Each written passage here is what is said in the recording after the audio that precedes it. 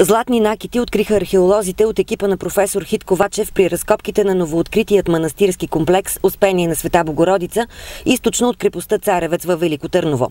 Златни обеци, златен пръстен с изключително качествено обработен аметист и златно копче от знатна дреха са част от находките.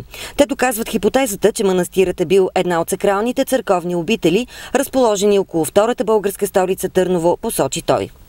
В продължение на повече от 100 години редица изследователи търсеха къде се намират богородичните манастири или по-точно един от манастирите Успение на Света Богородица.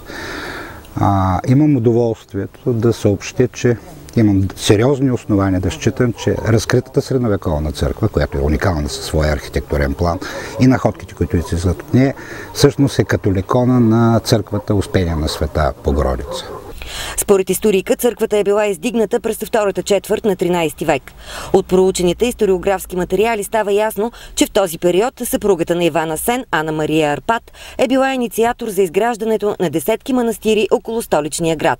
Манастирският комплекс Успение на Света Богородица е засвидетелстван в писмените извори в похвалното слово за Евтимий на Григорий Цамблак, тъй като лично патриарх Евтимий твърде често е пребивавал в тая обител. Надписа, на който се натъкнахме, макар и силно фрагментиран, върху него се чете титлата цар.